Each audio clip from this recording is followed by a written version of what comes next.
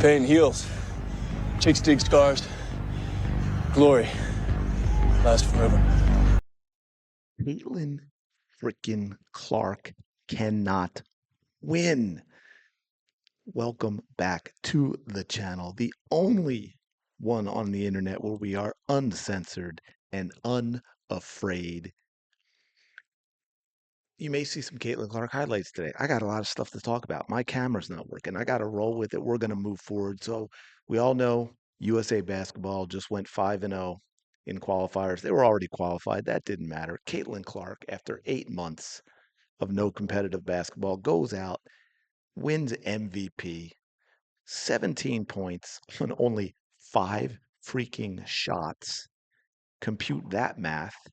17 points, 12 assists in her very first game for the senior team for USA Basketball, her first game in 8 months, to where we briefly had the Caitlin Clark haters, the Hatelins, all talking about, oh, what a great passer Caitlin Clark is, because they love seeing their players eaten. They love seeing their players get points.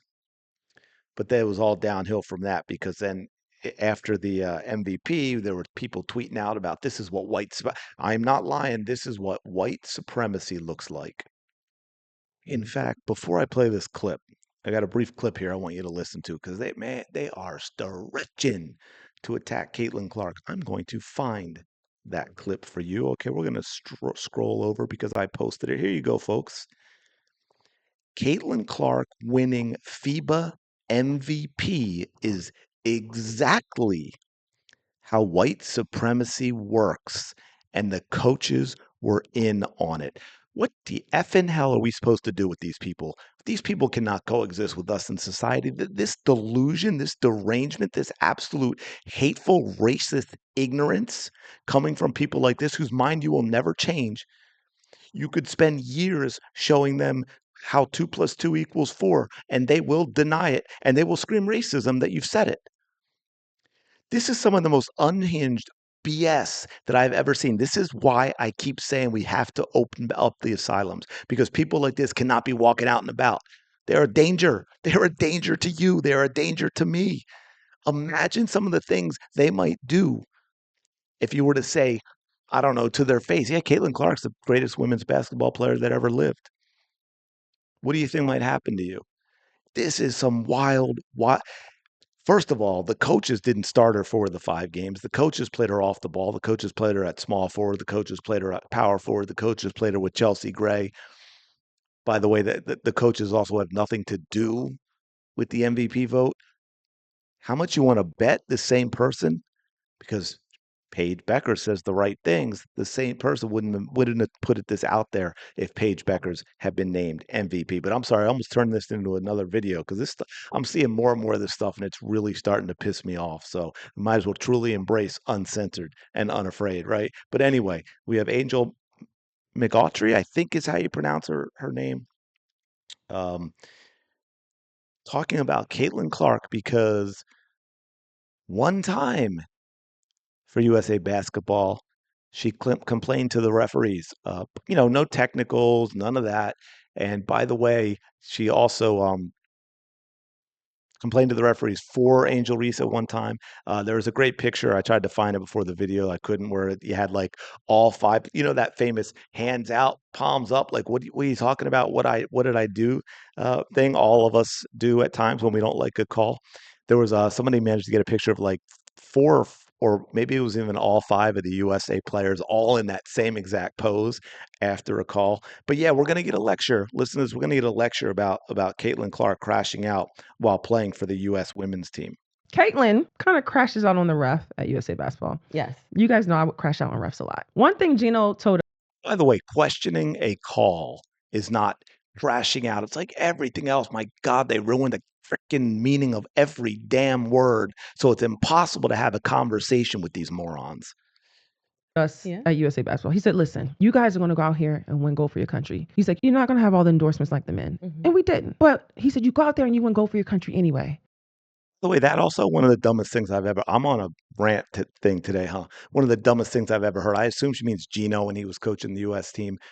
you're not going to get all the endorsement. Like, why you are coaching the women's team? You are representing your country, and your speech is you're not going to get all the endorsements that the men get. I mean, because no one was watching, and I'm not trying to insult the team, but I'm just saying, like, you're firing up your team to go out and play, and that's your speech, and then go out and win gold anyway. Well, first of all, you shouldn't need endorsements to go want to win gold playing for your country. I don't know why we have to put that out there, but just for those of you that are unsure. And we were like, yeah, let's go and go. They have that now. They will be on the Wheaties box. Caitlin, it probably was a bad call. But right now, you're going to be on the Wheaties box. Who cares if they miss one? You wearing USA in your chest. It's a bigger stage. The whole world is watching. Kind of be like, okay. Give a little shrug. I'm like, I'm going to get this next one. That is Some of the dumbest, most condescending crap I've ever heard. You listen to that tone of voice. Hey, Caitlin. Caitlin is probably the one player that truly represents USA basketball more than any other out there. Angel, I don't know if you've noticed, but a lot of these other players, they've been doing a whole hell of a lot of kneeling lately. Or now, because of the optics, because they've gotten the backlash, because people are unafraid to speak out on the nonsense anymore. They're just staying in the locker room when the national anthem's being played. How dare you insult Caitlin Clark as if her questioning a call is inappropriate for how she should represent USA basketball when you know damn well if you were still playing, your dumb butt would be on a knee. I don't want to hear that crap coming out of your mouth. is really interesting. I had not even considered it that way. My initial reaction was like, well, all is well in women's basketball. Caitlin's fired up. Like, Yeah. Caitlin's crashing out. That's part of it. Yeah, there you go. Now we got a little sense that is part of it. That is part of the game. And I saw it's wild. I won't get into it now because I can make this thing forever long. But I saw a lot of people putting out that based on this clip, and you're not seeing things. There's two women talking, that it's misogyny. Yes, that's what's going on, folks. Misogyny. The criticism by a woman of Caitlin Clark crashing out is misogyny because they don't do that with men. By the way, they do. It's been going on forever. One of my dad's favorite tennis players was like back in the 70s. I think he played in the 80s too. John McEnroe used to crash out all the time and lose his effing mind. And people would talk about that and complain about that and say how it was bad for the game. Another one, again, tennis, because tennis individuals, that it's you really notice it, right? Djokovic, when he was younger, used to crash out all the time. And those were guys, by the way, where it would impact them negatively. That's the other thing. I might do a whole video on this at some point because it is really interesting how it affects individuals.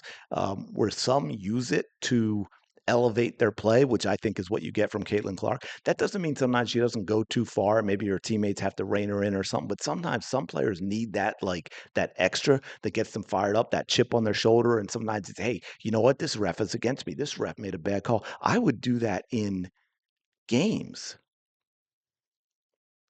I would do that in games. Like if I wasn't feeling it, you get into those games and you just feel those games where you just don't feel into it. I'd have a ref make a call against me. I'd convince myself it was a bad one. I'd argue. I'd get fired up, and I'd play better. Some players need that. Some players. Caitlin Clark is a fiery competitor. Don't tell her to not, because that's what you're telling her when you're saying, "Oh, don't shrug it off. Don't worry about it. It doesn't matter." You're telling her not to be competitive. You're telling her not to be herself. You're telling her not to be what makes her the greatest women player in the game. Anyway, let me know your thoughts in the comments below. Appreciate you checking this out. As always, smash the like button, subscribe to the channel. Go have the day you deserve. I will talk to you later.